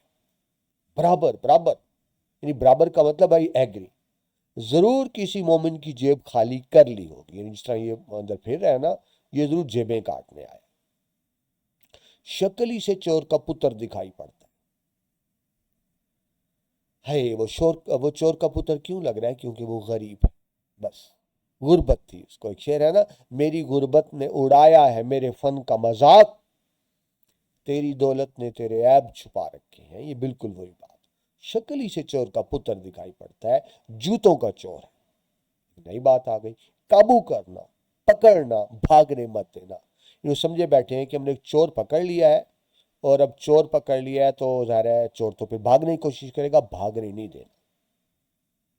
جلدی کرنا، چور ہے، جیب کترا ہے، بدماش ہے، شودہ ہے، یہ یعنی مختلف لوگ جو ہیں وہ کمنٹ کر رہے ہیں اس کے اوپر۔ شہدا کہتے ہیں بدماش لفنگے کو، شہدا یعنی بدماش یا لفنگا ہے، یعنی اپنے طور پہ وہ کیا سمجھے بیٹھے ہیں کہ ہم نے ایک ایسے شخص کو گرفتار پکڑ لیا ہے جو چور ہے، پتنی جوتے چرانے آیا ہے، پیسے چرانے آیا ہے، جیبیں کاٹنے آیا ہے، کیا کرنے آیا ہے۔ وہ سب اس پر کیوں الزام لگا رہے ہیں؟ اس کا قصور صرف یہ ہے، پہلی صف کی طرف بڑھ رہا ہے۔ وہ سب کی بری باتیں کیوں سن رہا ہے؟ کیونکہ وہ غریب ہے۔ تو یعنی اس میں بتایا گیا کہ ہمارے معاشرے میں امیر غریب کا کتنا فرق ہے۔ اب ہوا یہ، جہاں اینڈ تک ہم پہنچے تھے، کہ اس کو لوگ جب مسلسل آگے بڑھ رہا ہے تو لوگوں نے اس کو مشکوک سمجھ کے روک لیا ہے کہ مشکوک ہے، ٹھیک ہے۔ تو کوئی اسے چور کہہ رہا ہے، کوئی بدماش کہہ رہا ہے، کوئی شودا یعنی بدماش لفنگا کہہ رہا ہے کہ یہ جوتے چرانے آیا ہے، جیبیں کاٹنے آیا ہے، یا اس طرح کی باتیں ہو رہی ہیں۔ اس پہ الزام لگائے جا رہے ہیں کیونکہ غریب ہے نا وہ۔ تو آگے بڑھتے ہیں جی، پیج نمبر 96 سے۔ ایک شخص ہجوم سے راستہ بناتا، ہلا بولتا آگے بڑھایا۔ کوئی اور شخص کی بات ہو رہی ہے، اس کے ہونٹ پتلے، آنکھیں خشک، ہونٹ پتلی اور خشک، آنکھیں بے رونق اور بال اجڑے ہوئے تھے، یعنی بیچارہ وہ بھی بہرحال لگ رہا تھا۔ اس نے لوگوں سے بلند آواز میں کہا، میں اسے اچھی طرح جانتا ہوں، یہ چور نہیں ہے۔ سب الزام لگا رہے تھے نا، نہ ہی یہ جیب کترا ہے، نہ ہی لفنگا ہے، یہ صرف شیدی ہے۔ یعنی وہ اس کی سب اس کو چور بنا کے پکڑے ہوئے تھے نا، مشکوک سمجھ کے، وہ بتانے آیا ہے کہ چور نہیں ہے۔ جس بندے کا ہاتھ شیدے کی گردن میں تھا، اس نے ایک نگاہ میں نووارد کا جائزہ لیتے ہوئے تنزیہ انداز سے پوچھا۔ نووارد نیا آنے والا، یعنی جو آ کے کہہ رہا ہے کہ یہ چور نہیں ہے۔ اور تم کون ہو؟ اس نے جواب دیا، میں مامو خان موچی ہوں۔ بیچارہ خود بھی غریب ہے۔ بھاگ جا موچی، تو جا کر پھٹے پرانے جوتوں کی مرمت کر۔ نیک صورت اور نیک سیرت شخص نے کہا، ہم خود ہی اس کی خبر لے لیں گے. یعنی طنز دیکھیں، بظاہر نیک صورت ہے اور نیک سیرت ہے، لیکن موچی کو بھی بے عزت کر کے بھگا رہا ہے، کیونکہ وہ بھی غریب موچی ہے، اور جس کو انہوں نے پکڑا ہوا ہے شیدی کو، وہ بھی غریب ہے. یہ ہے ہمارے ہاں امیر غریب کی بات، جبکہ اسلام میں تو امیر غریب برابر ہوتے ہیں. مامو خاں موچی دھکے ٹھڈے کھا کر منظر سے غائب ہو گیا، اور پھر بڑی دیر تک بلند آواز میں جملے ایک دوسرے سے الجھتے رہے. یعنی لوگ کمنٹ کرتے رہے، شیدی کو انہوں نے پکڑا ہوا ہے کیونکہ مسلسل آگے بڑھ رہا تھا. کمنٹ کریں، مارو مارو، ٹھکائی اچھی طرح کرو، پہلے اس کی تلاشی لے لو. یعنی ممکن ہے کسی کی جیب اس نے کاٹی ہو تو اس کے پاس پیسے ہو. نماز میں رکھنا مت ڈالو. کوئی اور بندہ ہو، رکھنا ڈالنا خلل پیدا کرنا، ڈسٹربنس کرنا. درخت سے باندھ دو، نماز کے بعد منہ کالا کر کے گدھے پر بٹھا کر اس کا جلوس نکالا جائے گا. ٹھیک ہے، یہ بہت بڑا اور اہم مسئلہ ہے. اب دیکھیں، اس فیصلہ ہو گیا، باندھ دو، منہ کالا کر دو، جلوس نکال دو، حالانکہ کوئی جرم ثابت نہیں ہوا. یعنی اس نے کوئی چوری نہیں کی، نہ کسی نے اس کو چوری کرتے دیکھا. صرف اس لیے کہ اس کے کپڑے پھٹے ہوئے ہیں، وہ غریب ہے اور وہ اگلی صف میں جانا چاہ رہا ہے، تو اس کو چور بھی بنا دیا، اس کو جیب کترا بھی بنا دیا، اس کو لفنگا بھی بنا دیا، اس کو بدماش بھی بنا دیا، اور یہ بھی فیصلہ کر دیا کہ اس کے بعد منہ کالا کر کے اس کا جلوس نکالیں گے، حالانکہ کسی کو بھی اس کا قصور پتہ نہیں ہے. اور یہ نعرے کون لگا رہے ہیں؟ جو نیک صورت ہیں، نیک سیرت ہیں، چہرے فرشتوں جیسے ہیں، لمبی لمبی داڑیاں ہیں، ہاتھوں میں تسبیحاں پکڑی ہوئی ہیں، جان نماز لے کے آئے ہیں، وہ اس پہ، کیونکہ وہ غریب ہے. اس کے منہ پر کالک کی بجائے چونے کی سفیدی پھیریں گے. ایک نے کہا نا منہ پہ کالک ملیں گے، سفیدی پھیریں گے. ہرگز نہیں، چور کا منہ ہمیشہ کالا ہوتا ہے. کسی اور نے کمنٹ کر دیا، اس مسئلے پر لوگوں سے ووٹ لیا جائے. کیا کہ منہ اس کا کالا، منہ پہ سفید چونا پھیرنا ہے یا کالا رنگ کرنا ہے؟ ووٹ لینے کا وقت نہیں ہے. یعنی یہ مختلف لوگ ہیں، یعنی کوئی ایک ڈائلاگ نہیں چاہ رہا، کسی ایک بندے کا ڈائلاگ نہیں چاہ رہا. یہ مختلف لوگ ہیں جو اپنی اپنی رائے دے رہے ہیں. لوگ آپس میں مباحثہ کرنے لگے. وہ ایک دوسرے سے لڑنے مرنے کے لیے تیار ہو گئے. لوگ آپس میں لڑ رہے ہیں کہ اس کے ساتھ کیا سلوک کیا جائے. شور و غل بڑھ گیا، یعنی شاؤٹنگ شروع ہو گئی. لوگ شادی لکھ دیا، شیدی تھا یہ لفظ. لوگ شیدی کے حشر سے متعلق کسی فیصلے پر نہیں پہنچ سکے. یعنی یہ نہیں پہنچ سکے کہ اس کے ساتھ کیا سلوک کرنا چاہیے. ہر بندے کی اپنی اپنی رائے ہے. پہلی قطار میں ملک کی نامی گرامی اور جانی پہچانی ہر دل عزیز مشہور و معروف جناب محمود صاحب موجود تھے. لوگوں کو محمود صاحب کی فکر لاحق ہو گئی. ہر دل عزیز جو سب میں مقبول ہو، لاحق ہونا، پیش آنا. وہ شیدینہ پہلی صف کی طرف بڑھ رہا تھا اور پہلی صف میں محمود صاحب موجود ہیں. تو ابھی یہ بھی بات ہو گئی کہ پہلی صف میں کیوں بڑھ رہا ہے؟ کہیں محمود صاحب کو تو خطرہ نہیں کسی قسم کا؟ ہجوم میں سے کسی نے بلند آواز میں چیختے ہوئے کہا، کالا شیدی پہلی قطار کی طرف بڑھ رہا ہے. یہ بدبخت ضرور کسی دشمن ملک کا ایجنٹ ہے. نیا الزام لگ گیا. پہلے تو صرف جوتی چور کہا جا رہا تھا نا، پاکٹ مار کہا تھا، ایک بڑا الزام لگ گیا. یہ بدبخت ضرور کسی دشمن ملک کا ایجنٹ ہے اور محمود صاحب کو قتل کرنے کے لیے بھیجا گیا ہے. اس نئے انکشاف پر لوگ حواس باختہ ہو گئے. لوگوں کے حواس اڑ گئے، پریشان ہو گئے. دیکھیں، اب یہ دیکھیں مجمع کی نفسیات کیا ہوتی ہے. اس شخص نے کچھ نہیں کیا، اس کا قصور صرف یہ ہے کہ وہ غریب ہے، پھٹے پرانے کپڑے، پہلی صف کی طرف بڑھ رہا ہے. تو لوگ دیکھیں بات کہاں سے کہاں تک لے گئے. یہاں تک لے گئے کہ اس کو غیر ملکی ایجنٹ بنا دیا، اور بغیر کوئی تحقیق کی یہ بھی فیصلہ ہو گیا کہ اس کا منہ کالا کر کے گھمائیں گے. اب لوگ آپس میں الجھ پڑے کہ کیا فیصلہ کرنا چاہیے. شیدی نے فائدہ اٹھایا، یعنی شیدی کو پکڑا ہوا تھا نا، تو لوگ آپس میں الجھنے لگے. تو شیدی نے کیا کیا؟ اپنی جان چھڑائی، ان سے ہاتھ چھڑایا. اچانک شیدی نے چھلانگ لگائی. وہ چیتے کی طرح چھال مارتا، چھلانگ بڑے بڑے ڈگ بھرنا، بڑے بڑے قدم اٹھانا، لوگوں، مسلوں، جوتوں، چپلوں کی کئی قطاریں پھلانگ دی۔ یعنی لوگوں نے پکڑا ہوا تھا، لیکن جب لوگ آپس میں لڑنے لگے اس کو بھاگنے کا موقع ملا اور وہ کئی لائنیں کراس کر کے آگے کو چل پڑا۔ پہلی صف میں محمود کے ساتھ شہر کے لائق افسران، یعنی بڑے بڑے افسران، صنعت کار، انڈسٹریل، یعنی تاجر، بینکر، کندھا سے کندھا ملا کر بیٹھے ہوئے تھے۔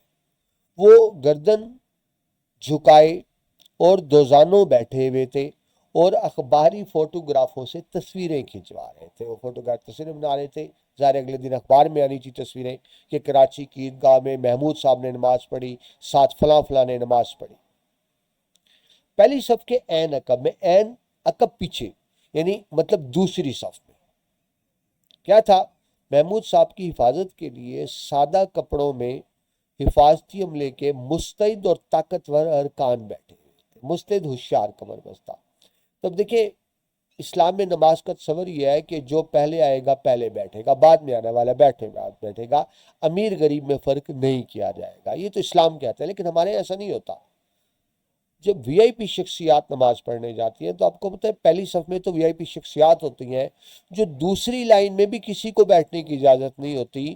وہ دراصل ان کے سیکورٹی ایجنٹس ہوتے ہیں، جو بظاہر تو یہ ہوتے ہیں کہ نماز پڑھنے آئے ہیں، حالانکہ وہ صرف نماز پڑھنے نہیں آئے ہوتے، وہ انہوں نے اسلحہ چھپایا ہوتا ہے، اپنی قمیض، شرٹس، پینٹوں کے اندر اسلحہ چھپایا ہوتا ہے، ویپن چھپایا ہوتا ہے۔ وہ سیکورٹی گارڈز ہوتے ہیں اور وہ دراصل پہلی لائن میں جو وی آئی پی موجود ہیں ان کی حفاظت کر رہے ہوتے ہیں۔ ہمیں لگ رہا ہے نا کہ آپ نماز دیکھے لگتا ہے سارے اکٹھے بیٹھے ہیں، اکٹھے نہیں ہوتے۔ پہلی لائن میں بھی کسی کو بیٹھنے نہیں دیا جاتا، آپ سمجھ لیں ریزرو ہوتی ہے، صرف وہ خاص لوگ بیٹھتے ہیں۔ دوسری لائن میں سیکورٹی گارڈز بیٹھتے ہیں، ٹھیک ہے۔ اور ہم عام طور پہ کیا سمجھا جاتا ہے کہ نماز میں سب برابر بیٹھے تو کوئی فرق نہیں ہوتا، تو جناب فرق ہوتا ہے۔ دوسری لائن میں سیکورٹی کے لوگ بیٹھے ہوئے تھے۔ وہ جو دوسری لائن میں بیٹھے ہوتے ہیں وہ بظاہر نماز پڑھنے والے اور اللہ کی عظمت کے سامنے سربہ سجود کرنے آئے ہوتے ہیں۔ سربہ سجود کرنا، سجدے میں گرنا، نماز پڑھنا، لیکن دراصل وہ محمود صاحب کی حفاظت کے لیے وہاں موجود تھے اور نئی صورتحال کے باعث چوکس ہو رہے تھے، ہوشیار ہو رہے تھے۔ ان کے نیفوں میں خطرناک اسلحہ چھپا ہوا تھا، اس لیے وہ بیٹھنے میں دشواری محسوس کر رہے تھے۔ نیفا، وہ جو شلوار کا جس میں ہزار بند باندھتے ہیں اس کو نیفا کہتے ہیں۔ تو وہ دراصل گارڈ بیٹھے تھے محمود صاحب کی حفاظت کے لیے دوسری لائن میں، وہ عام نمازی نہیں تھے۔ شیدہ جب اچھلتا، چھلانگیں مارتا، دوسری صف پھلانگ کر پہلی صف کی طرف بڑھنے لگا، تب اسے حفاظتی عملے کے عقابوں نے جھپٹ کر قابو پا لیا۔ عقاب آپ کو جھپٹ کے حملہ کرتا ہے۔ تو وہ دوسری لائن میں عام لوگ تو نمازی تو نہیں تھے، وہ تو دراصل سیکورٹی کے لوگ بیٹھے ہوئے تھے، ان کی محمود صاحب کی سیکورٹی کے۔ وہ پلک جھپکتے ہی اسے لاتے، ٹھڈے، مکے، گھونسے مارتے عیدگاہ سے باہر لے گئے جیسے کچھ ہوا ہی نہیں، یعنی باقی ڈسٹرب نہ ہو، وہ اس کو مارتے ہوئے باہر لے گئے۔ عقابوں نے، عقاب جس کی تیز نظر ہوتی ہے، یعنی تیز نظر لگا کے بیٹھے تھے کہ شیدی جو پہلی لائن کی طرف بڑھ رہا ہے اس کو آتے دیکھ رہے تھے، اور جو ہی وہ قریب پہنچا انہوں نے اس کو جھپٹ لیا جس طرح شکار جھپٹا جاتا ہے۔ لاؤڈ سپیکروں سے مولوی صاحب کی آواز گونجنے لگی۔ آپ نے دیکھا کہ مولوی صاحب نے آواز روک دیا تھا اس افراتفری کی وجہ سے، لیکن اب کیونکہ شیدی کو پکڑ لیا تھا تو اب انہوں نے جو ڈسکنٹینیو کیا تھا اس کو دوبارہ کنٹینیو کیا وہیں سے۔ تو مولوی صاحب کی آواز گونجنے لگی، وہ دونوں ہاتھ عرش کی طرف، عرش آسمان کی طرف بلند کر کے، آسمان کی طرف ہاتھ کر کے دعا مانگنا، اس طرح دونوں ہاتھ عرش کی طرف اٹھا کر عاجزی، انکساری کے ساتھ اور مترنم آواز میں اللہ تعالیٰ سے محمود صاحب کی درازی عمر کے لیے دعا مانگنے لگے، باقیوں کے لیے نہیں۔ اب ذرا دیکھیں اصل اسلام کیا ہے اور ہمارے ہاں کیا ہوتا ہے۔ وہ محمود صاحب وہ یہ دعا نہیں مانگ رہے سب کی بہتری، محمود صاحب کے لیے خاص طور پہ دعا کی جا رہی ہے۔ لوگوں کا خیال بدل گیا، اب لوگ یعنی پہلے تو ساری شیدی کے پیچھے پڑے ہوئے تھے، اب لوگ بھول گئے۔ لوگوں کی نفسیات ایسی ہوتی ہے، لوگوں کا خیال بدل گیا، وہ شیدی کو بھول کر پہلے محمود صاحب کی طویل عمری کی دعائیں اور پھر واز سننے لگے۔ انہوں نے اپنے پرانے بوٹ اور چپل سجدہ گاہ سے انچ بھر دوری پر رکھے ہوئے تھے، یعنی وہ جو انہوں نے پہلے چپلیں پاس کر لی تھی واپس دوبارہ رکھ دی، گویا ان کے حساب سے جو خطرہ تھا وہ ٹل چکا ہے۔ ٹھیک ہے جی، اب ایک عیدگاہ کا سینیریو تو ختم ہو گیا، اور اگلا منظر کیا ہے کہ شیدی کو سیکورٹی اہلکار باہر لے گئے تھے اور وہ کسی اور جگہ پر جا کر اس سے تفتیش کر رہے ہیں، انویسٹیگیشن کر رہے ہیں۔ عیدگاہ سے باہر ایک علیحدہ جگہ پر حفاظتی عملے کے ایک بڑے افسر نے بیت کی چھڑی کے پے در پے وار کرتے، یعنی مسلسل بیٹ کرنا، چھڑی سے مارنا، شیدی سے پوچھا بتاؤ، جواب دو، تم کس نیت سے پہلی صف کی طرف بڑھ رہے تھے؟ یعنی جاننا چاہتے ہیں کہ پیچھے سے یہ آ کیوں رہا ہے آگے۔ مکوں، گھوسوں اور تھپڑوں کے سبب شیدی کا پورا چہرہ خونم خون ہو گیا تھا، خونم خون سے بھر گیا۔ ظاہر ہے مکے من لگتے رہے تو ہر جگہ سے خون، یعنی اسکن پھٹنے سے خون نکلنے لگ گیا۔ اس کا منہ خون سے بھرا ہوا تھا، وہ کوئی جواب نہ دے۔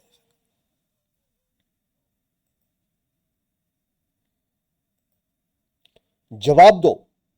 پھر لاتیں اور مکے، چہرے پر گھونسے اور پڈلیوں پر لانگ بوٹوں کی ٹھوکریں لگی۔ آپ کو پتہ ہے سیکورٹی اہلکار وہ لانگ بوٹ پہنتے ہیں، بڑے سخت ہوتے ہیں، تو وہ ہاتھ سے نہیں بوٹ مارنے لگے اس کو، پاؤں سے، جس کو ٹھڈے مارنا۔ جواب دو، کس کے ایجنٹ ہو، کس نیت سے آگے بڑھ رہے تھے؟ اسے جواب مانگ رہے ہیں، لیکن ساتھ ساتھ مسلسل مکے گھوسے بھی مار رہے ہیں۔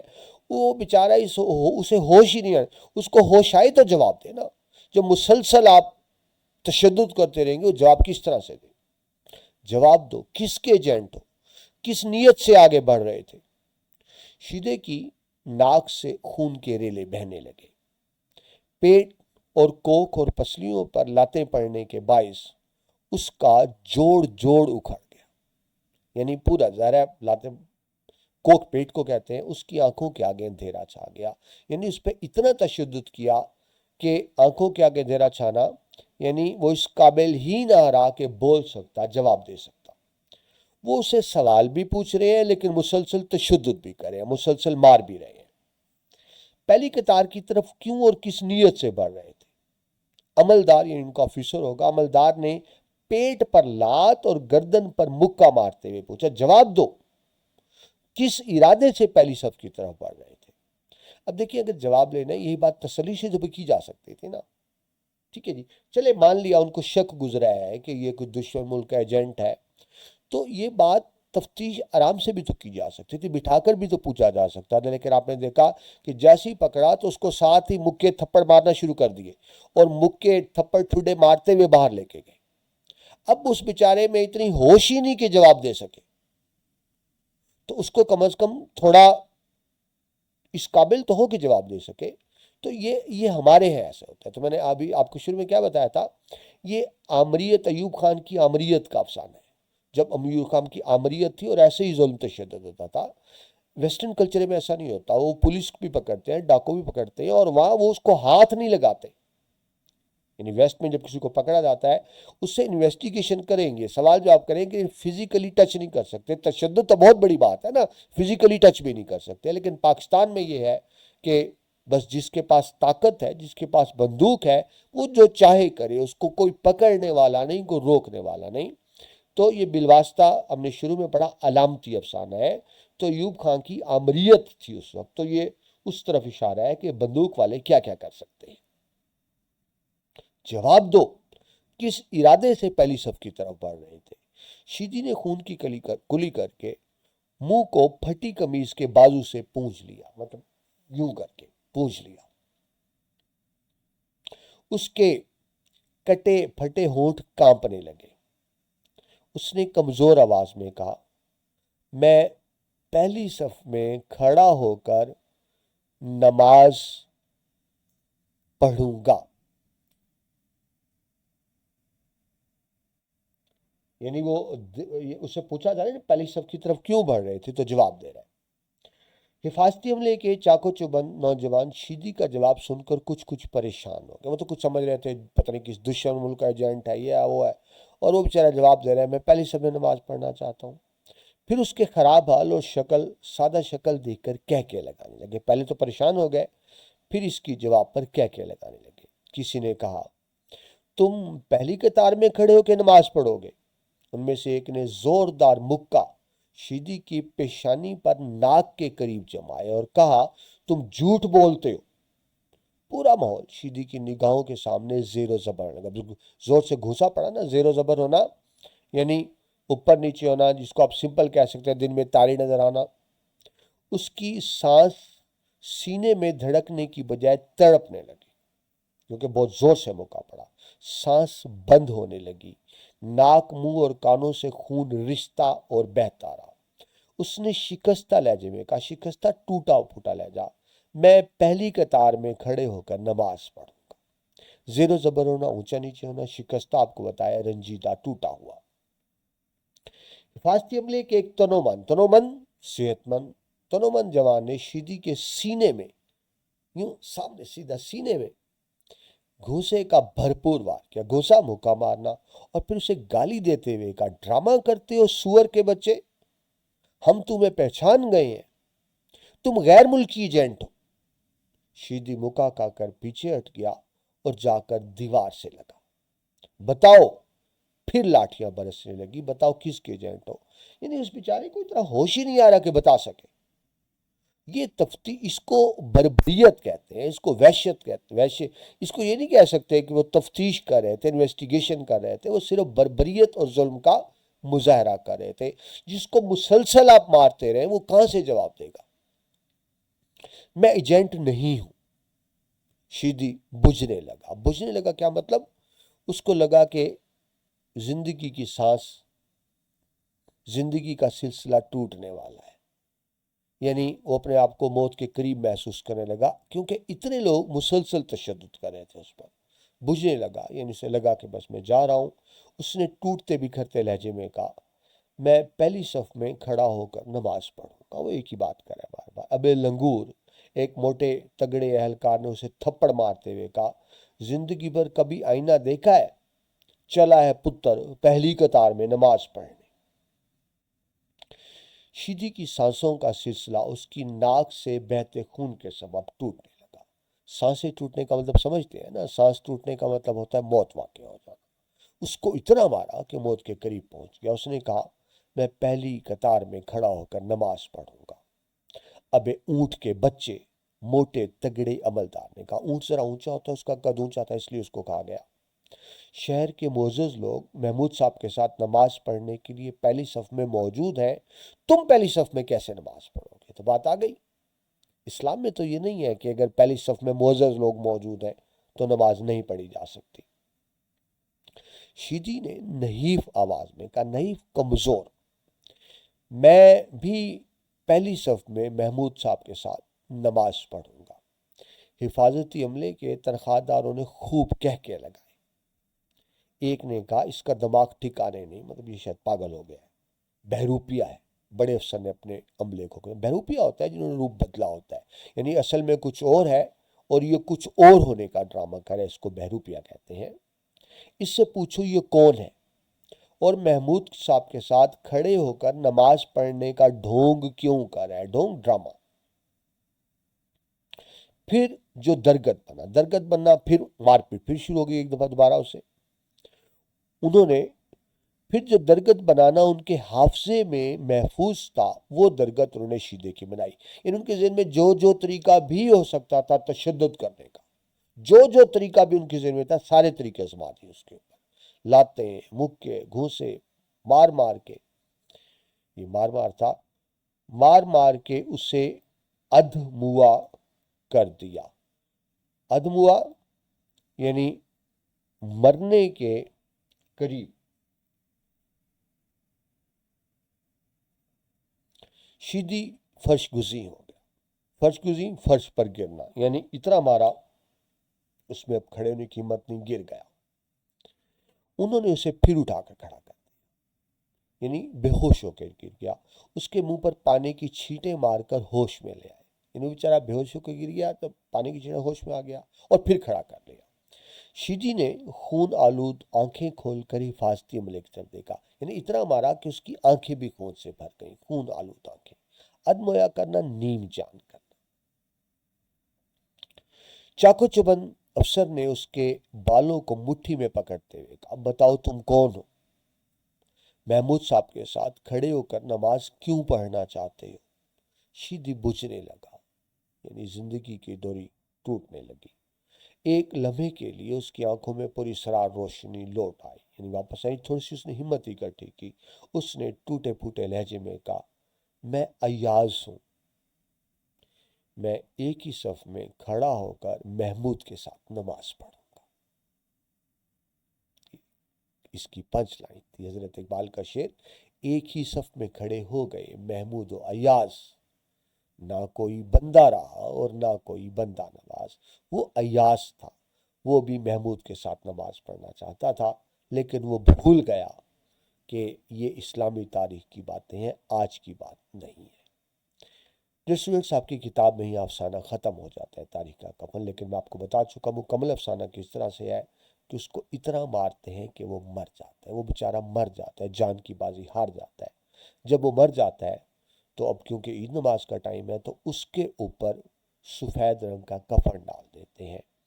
وہ جو اس کے اوپر سفید رنگ کا کفن ڈالا، رائٹر نے اسی کو لکھ دیا تاریخ کا کفن، یعنی وہ محمود کے ساتھ نماز پڑھنے کی خواہش میں جان کی بازی ہار بیٹھتا ہے۔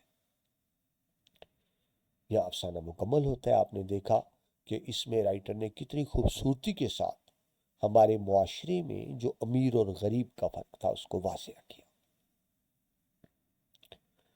سبق کمپلیٹ ہونے کے بعد اب آئیے جی سب کی خلاصے کی طرف۔ سب کی خلاصہ میں آپ کو ہر دفعہ کہہ رہا ہوں کہ اصل سبق کا 1/3 ہوتا ہے، تیسرا حصہ 1 نمبر مصنف کے نام کا ہوتا ہے، اس کو آپ نے الگ سے لکھنا ہوتا ہے، 9 نمبر کا خلاصہ ہوتا ہے۔ آپ نے 1/3 کرنا کا مطلب یہ نہیں ہوتا کوئی بات لکھے کوئی چھوڑ دے، باتیں آپ نے ساری لکھنی ہوتی ہیں لیکن مختصر کر کے۔ تو ہم پڑھ چکے، صرف میں ریڈ آؤٹ کر دیتا ہوں خلاصہ آپ کے سامنے۔ عیدگاہ کراچی، کراچی لکھا ہوا ہے۔ عیدگاہ کراچی نماز عید کی ادائیگی کے لیے پوری طرح رنگ برنگے نئے اجلے کپڑوں میں بیٹھے لوگوں سے بھری ہوئی تھی، جو بڑی عقیدت سے مولوی صاحب کا واز سن رہے تھے، جو آواز کے زیر و بم کے ساتھ لوگوں کے جذبہ ایمانی کو بیدار کرنے کی کوشش کر رہے تھے اور لوگوں کو اللہ تعالیٰ کے رحم و کرم کی بجائے اس کے قہر اور عذاب کی باتیں بتا بتا کر ڈرا رہے تھے۔ نماز عید شروع ہونے سے کچھ دیر پہلے ہی شیدی نامی ایک ادھیڑ عمر کا طویل القامت کالا کلوٹا شخص، جس کا بدن کمزور، آنکھیں بنجر اور جسم پر چیچڑے تھے، نمازیوں کی آخری صف سے کھڑا ہو کر اگلی صفوں پر نظر ڈالنے لگا۔ اس کے کھڑے ہونے پر ایک دبلے پتلے شخص نے شیدی کا بازو پکڑے ہوئے اسے بیٹھنے کو کہا تو وہ بازو چھڑا کر اگلی صف میں جا کھڑا ہوا۔ یہاں بھی ایک نوجوان نے اسے تار کول کا خطاب دیتے ہوئے کونی ماری تو اس قطار سے نکل کر اس سے بھی اگلی قطار میں جا کھڑا ہوا۔ جب ایک شخص کے کورے پاجامے پر شیدہ کا پاؤں پڑا تو وہ غصہ کرنے لگا، تو وہ ان جملوں کو نظر انداز کرتا ہوا مزید اگلی قطار میں جا کھڑا ہوا۔ ایک شخص نے اسے چٹکی کاٹتے ہوئے کہا، اے ابن ابلیس، میری دبائی کا مسلح پر پاؤں رکھ کر میلا کر دیا تو وہ اس سے اگلی قطار میں جا کھڑا ہوا، جہاں بیٹھے نوجوان اسے بن مانس کہتے ہوئے اس پر ہنسنے لگے۔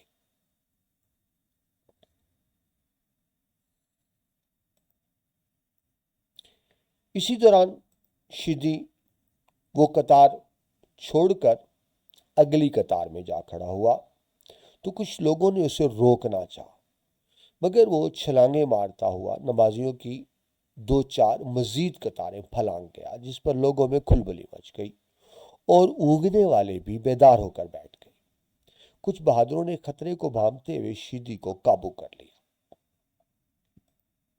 نماز عید میں آئے لوگ بھانت بھانت کی بولیاں بولنے لگے، کوئی اسے چور، کوئی ڈاکو، کوئی جیب کترا تو کوئی جوتوں کا چور قرار دینے لگا۔ اتنے میں ہجوم میں سے مامو خان موچی، جس کی آنکھیں بے رونق اور بال اجڑے ہوئے تھے، لوگوں سے کہا یہ چور نہیں ہے بلکہ صرف شیدی ہے۔ تو لوگوں نے اسے دھکے مار کر وہاں سے بھگا دیا۔ کسی نے تجویز دی کہ نماز میں رکھنا مت ڈالو اور اسے درخت سے باندھ دو۔ نماز کے بعد منہ کالا کر کے گدھے پر بٹھا کر اس کا جلوس نکالا جائے گا۔ کسی نے منہ پر سفیدی پھیرنے کی تجویز دی، مگر لوگ کسی متفقہ فیصلے پر پہنچنے میں ناکام رہے۔ مگر اسی دوران شیدی خود کو چھڑا کر پہلی صف کی طرف بڑھنے لگا۔ عید نماز کی پہلی قطار میں ملک کی جانی پہچانی مشہور و معروف شخصیت جناب محمود صاحب موجود تھے، تو لوگوں کو ان کی حفاظت کی فکر لاحق ہو گئی۔ مگر اسی دوران اچانک شیدی نے چھلانگ لگائی اور چیتے کی طرح بڑے بڑے ڈگ بھرتا اور صفوں کو چیرتا ہوا پہلی صف کے عقب تک جا پہنچا۔ پہلی صف میں محمود کے ساتھ شہر کے لائق افسران، صنعتکار، تاجر اور بینکر کندھے سے کندھا ملائے بیٹھے تھے، اور ان کے عین عقب میں محمود صاحب کی حفاظت کے لیے سادہ کپڑوں میں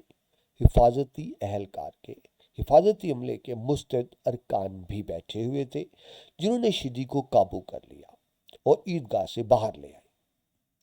لاؤڈ سپیکروں سے مولوی صاحب دونوں ہاتھ عرش کی طرف اٹھا کر بڑی عاجزی سے محمود صاحب کی درازی عمر کی دعائیں مانگنے لگے۔ دوسری طرف عیدگاہ سے باہر حفاظتی عملے کے شدید تشدد کے سبب شیدی کا پورا چہرہ خونم خون ہو گیا۔ وہ اس سے بار بار ایک ہی سوال پوچھ رہے تھے، بتاؤ کس کے ایجنٹ ہو اور کس نیت سے آگے بڑھ رہے تھے؟ مگر شیدی کی آنکھوں کے سامنے اندھیرا چھا گیا اور وہ کوئی جواب نہ دے سکا۔ عملدار نے اسے پیٹ پر لات اور گردن پر مکہ مارتے ہوئے پوچھا، تو شیدی نے خون کی کلی کرتے ہوئے کپ کپاتی ہوئی آواز میں جواب دیا کہ میں پہلی صف میں کھڑا ہو کر نماز پڑھوں گا۔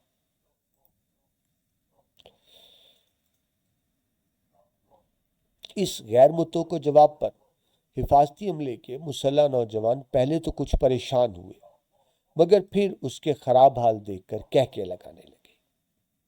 ایک بڑے افسر نے اسے بہروپیہ قرار دیتے ہوئے اس سے پوچھا، محمود صاحب کے ساتھ کھڑے ہو کر نماز پڑھنے کا ڈھونگ کیوں کر رہے ہو؟ تو شیدی کی خون آلود آنکھوں میں پوری سرار روشنی لوٹ آئی اور اس نے ٹوٹے پوٹے لہجے میں کہا، میں ایاز ہوں، میں ایک ہی صف میں کھڑا ہو کر محمود کے ساتھ نماز پڑھوں گا۔ تاریخ کا کفن۔ تو ڈیئر اسٹوڈنٹس، یہ سب کی خلاصہ بھی آپ کے سامنے مکمل ہوا۔